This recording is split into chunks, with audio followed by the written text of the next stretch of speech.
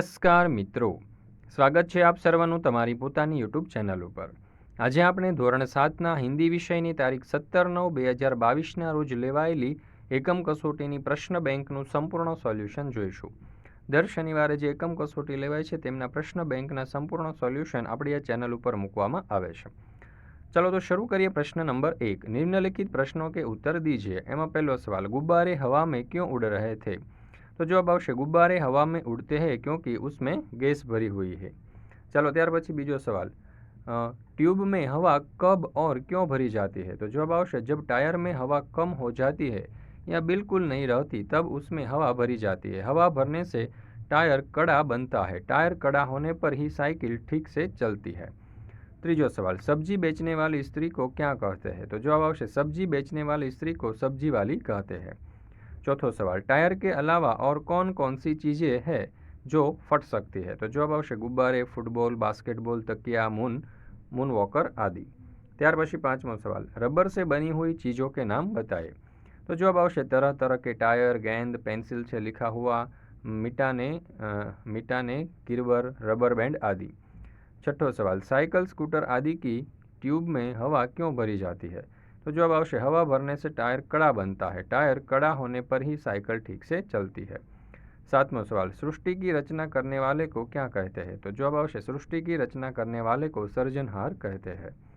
आठवां सवाल, सुबह होते ही क्या क्या होता है? तो जवाब आवशे सुबह होते ही चिड़िया चहचहाती है, कलियाँ खिलने लगती है, खुशबू की लहरें फूलों से निकलकर चारों ओर फैल जाती है। नौवां सवाल, मैदानों और बागों में हरियाली कब लहराती है? तो जवाब आवशे मैदानों और बागों में हरियाली वर्षा ऋतु में लहराती है। 10वां सवाल, रिमझिम बरसती बारिश का दृश्य हमें कैसा लगता है? तो जवाब आवशे रिमझिम बरसती बारिश का दृश्य देखकर हम खुश हो जाते हैं, हमें अच्छा लगता है। 11वां सवाल, तुम ईश्वर को क्यों याद करते हो? तो जवाब आवशे इतनी अच्छी सृष्टि प्रकृति बनाई है इसलिए ईश्वर को याद करते हैं। 12वां सवाल, वफादार का मतलब क्या होता है? तो जवाब आवशे स्वामी भक्त नमक हलाली।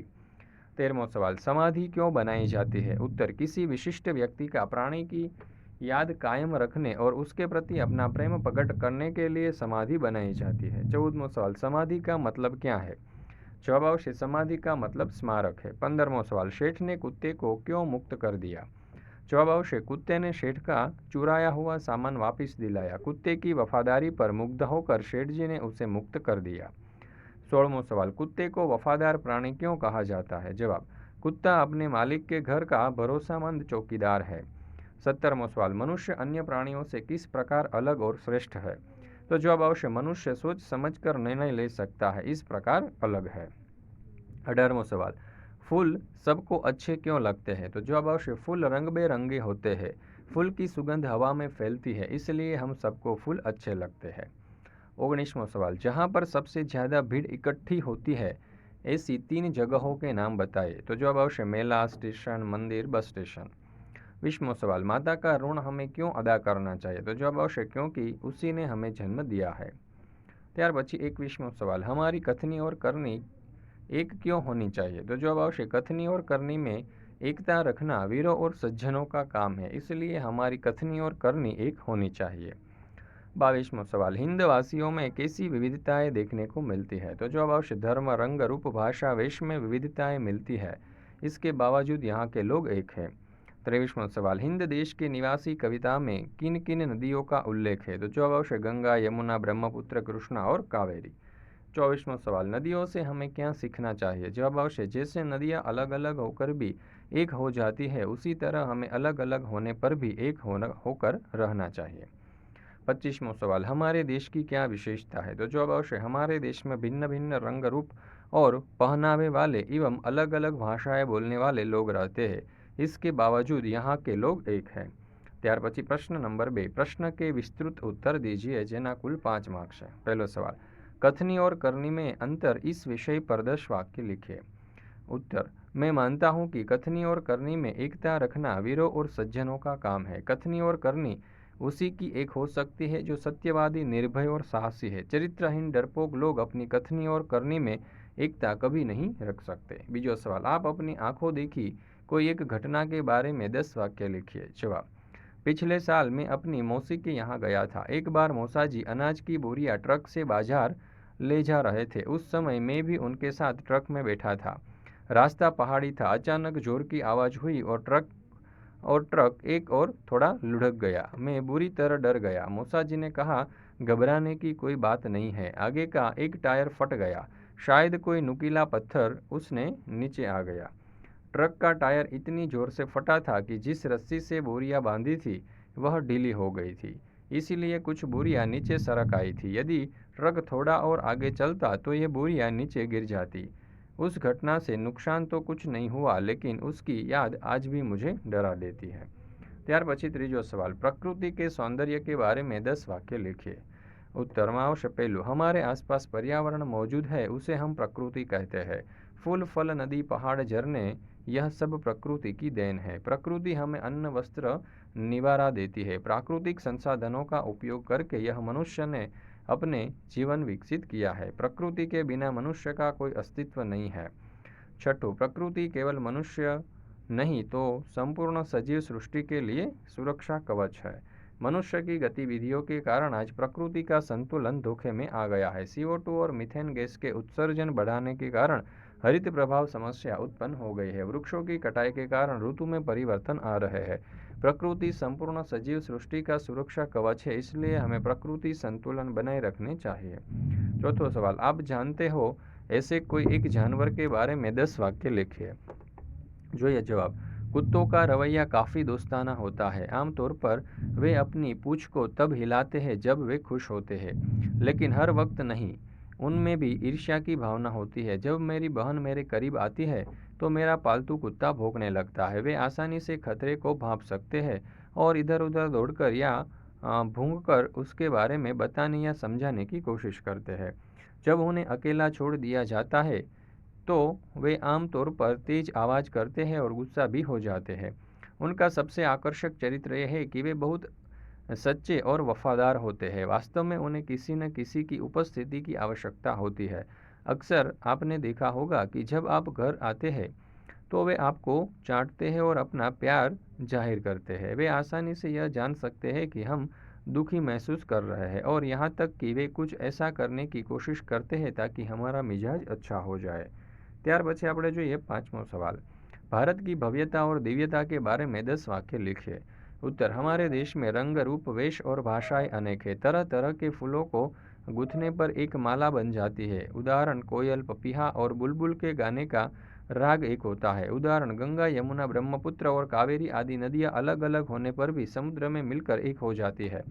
उसी प्रकार हमारे देश की विविधता में भी एकता है। राष्ट्र प्रेम ने अलग अलग भाषा और प्रांत के लोगों को एकता में बांध दिया है। हमारी राष्ट्रीयता की भावना भी एक है। प्रश्न नंबर 3, मुहावरे को अर्थ देखकर वाक्य में प्रयोग कीजिए। એમાં પહેલું છે 9 2 11 होना यानी कि भाग जाना। तो वाक्य આવશે, पुलिस के आने से पहले ही अपराधी 9 2 11 हो गए। बीजू आपेलू है फुट फुट कर रोना यानी कि बहुत अधिक रोना। तो जवाब आवશે, बच्चा गिरने पर फुट फुट कर रोने लगा। ત્રીજું છે हृदय हिला देना। तो जवाब आवશે, हृदय को द्रवित कर देना। जवाब आवશે, शहीदों की ये कहानियाँ हमारे हृदय को हिला देती है। चौथું છે मार खा जाना यानी कि नुकसान होगा। तो जवाब आवશે, सूखे के कारण किसानों को बहुत मार खानी पड़ी। पांचमुं છે हक्का बक्का रह जाना यानी कि चकित होना। तो जवाब आवશે, लड़के की स्मरण शक्ति देखकर शिक्षक हक्का बक्का रह गया। पानी पानी हो जाना यानी कि बहुत लज्जित होना। तो जवाब आवશે, अपनी चोरी पकड़ी गई तब लड़का पानी पानी हो गया। सातमुं છે फूटी कोड़ी न होना, बहुत गरीब होना। जवाब आवશે, लड़का कपड़े कैसे लेता, उसके पास तो फूटी कोड़ी भी नहीं थी। ત્યાર પછી आठवां सवाल, कोई चारा न होना यानी कि कोई उपाय न होना। जवाब आवશે, कर्ज लेने के सिवाय गुप्ता जी के लिए और कोई चारा नहीं था। नवमो सवाल, गुणों की खान होना यानी कि बहुत गुणवान होना। जवाब आवશે, आप तो सचमुच गुणों की खान है। 10मो सवाल,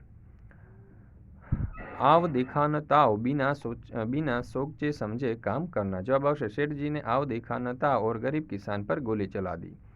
11वां सवाल, हिल मिलकर चलना यानी कि सबको साथ लेकर चलना। जवाब आवશે, हिल मिलकर चलने से हमारे देश की प्रगति अच्छी होगी। 12वां सवाल, लोहा भस्म हो जाना यानी कि कठिन चीज का नाश होना। जवाब आवશે, जब आग में लोहा भी भस्म हो जाता है तो यह लकड़ी क्यों नहीं हो सकती। 13वां सवाल, अक्कल का अंधा यानी कि मूर्ख होना। तो जवाब आवશે, वह लड़का तो अक्ल का अंधा है। 14वां सवाल, आंखें खोल देना यानी कि भान होना। जवाब आवशे ठोकर खाने से महेश की आंखें खुल गई। प्रश्न नंबर 3, कहावत का अर्थ स्पष्ट कीजिए। पहलू, अब पछताए क्या होगा जब चिड़िया चुग गई खेत। तो जवाब आवशे समय निकल जाने पर पछतावा करने से कोई लाभ नहीं होता। बीजो सवाल, जैसी करनी वैसी भरनी। जवाब आवशे कर्मों के अनुसार फल मिलना। तीजो सवाल, काला अक्षर भैंस बराबर। तो जवाब आवशे बिल्कुल अनपढ़। चौथो आवशे सोच सांच को आँच नहीं। तो जवाब आवशे सच्चे व्यक्ति को कोई भय नहीं होता। त्यार पछी 5मું, आम के आम गुठलियों के दाम। तो जवाब आवशे दोहरा लाभ होना। त्यार पछी प्रश्न नंबर 4, संज्ञा के प्रकार बताइए। एमां पहेलुं अहीं आपेલું છે કે नर्मदा गुजरात की सबसे बड़ी नदी है। तो जवाब आवशे व्यक्तिवाचक। बीजू, नदी को लोक माता कहते हैं। तो जातिवाचक। त्रीजू है हमारे व्यवहार में विनम्रता होनी चाहिए। तो भाववाचक। चौथुं है गाय घास खा रही है। तो जातिवाचक। त्यार पछी 5मुં, सब्जी में तेल ज़्यादा है। तो द्रव्यवाचक। 6ठું, आशा विमान चलाती है। तो व्यक्तिवाचक। 7मुં, स्टेशन पर अक्सर लोगों की भीड़ रहती है। तो समूहवाचक। हमारे देश के सैनिक बहादुर है। तो जातिवाचक। त्यार पछी 9मुં, हमें अहिंसा के पथ पर चलना चाहिए। तो भाववाचक। 10मुં, राहुल शरबत पी रहा है। तो द्रव्यवाचक। 11मुં, हमारी गाय का नाम गौरी है। तो जातिवाचक। क्षमा वीरों का आभूषण है। तो भाववाचक। त्यार पछी 13મું जे आपने आपेલું છે वाक्य एमां छे हिमालय भारत का सबसे ऊंचा पर्वत है। तो व्यक्तिवाचक। पहाड़ की चढ़ाई बहुत कठिन होती है। तो भाववाचक। कुत्ता वफादार प्राणी है। जातिवाचक। निम गुणकारी पेड़ है। समूहवाचक। त्यार पछी 17મું जे छे एमां छे मेले में बहुत भीड़ थी। तो समूहवाचक। चिड़िया एक छोटा सा पक्षी है। तो जातिवाचक। 19मुં, गाय को माता कहते हैं। तो जातिवाचक। महात्मा बुद्ध ने शांति, दया और प्रेम का संदेश दिया। तो भाववाचक। त्यार पछी 21મું जे वाक्य छे तेमां जातिवाचक आवशे। 22मां व्यक्तिवाचक। 23મું व्यक्तिवाचक। 24મું आवशे जातिवाचक। त्यार पछी 25મું आपणे જોઈએ तो समूहवाचक અને 26મું છે भाववाचक। त्यार पछी प्रश्न नंबर 2, काव्य पंक्तिओं का भावार्थ बताइए। तो अहीं आपणे काव्य पंक्ति आपेली छे, जोईए आपणे तेनो भावार्थ। वर्षा ऋतु में छम छम कर वर्षा की बूंदें गिरती है, चम चम कर बिजली चमकती है, जब मैदानों, वनों और बागों में हरियाली लहराने लगती है, यह सब देखकर सृष्टि की रचना करने वाले प्रभु मुझे तुम्हारी याद आती है। त्यार पछी जे बीजी पंक्ति है, जोईए आपणे तेनो भावार्थ। चिड़िया भोर में जल्दी उठकर इस तरह चहचहाने लगती है जैसे वे खुशी के कुछ गीत गा रही है। कलियां भी अपने दरवाजे खोल खोल कर दुनिया पर मुस्काने लगती है। खुशबू की लहरें फूलों में से निकलकर चारों ओर फैलने लगती है। इस सृष्टि को रचने वाले हे प्रभु, यह सब देखकर मुझे तुम्हारी याद आती है। त्यार पछी आपणे जोईए त्रीजी काव्य पंक्तिनो भावार्थ। खुशबू की लहरें घर से बाहर दौड़ लगाती हैं, जब ठंडी ठंडी हवा भी पता नहीं कहाँ से अपने साथ ढेर सारी मस्ती उठाकर ले आती है। यह सब देखकर हे सृष्टि की रचना करने वाले प्रभु मुझे तुम्हारी याद आती है। त्यार पछी आपणे जोईए चौथो सवाल, हिंद देश के निवासी सभी जन एक है। तो जो एनो भावार्थ, भारत देश में रहने वाले सभी लोग एक है। उनके रंग, रूप, पहनावा और भाषाएं भले ही अलग अलग रहे हो, बेला, गुलाब, जूही, चंपा, चमेली आदि फूल अलग अलग होते हैं, परंतु ये प्यारे प्यारे फूल माला में गूंथने पर एक बन जाते हैं। त्यार पछी आपणे जोईए 5मो सवाल, एटले के एनी आपणे अहींया जोईए भावार्थ। गंगा, यमुना, ब्रह्मपुत्र, कृष्णा और कावेरी अलग अलग नदियां हैं, मगर सागर में मिलकर वे एक हो जाती है। धर्म अनेक है पर उनका सार तत्व एक ही है। सबका ध्येय एक ही है, मनुष्य को उन्नत कर्ण विद्या द्वीप।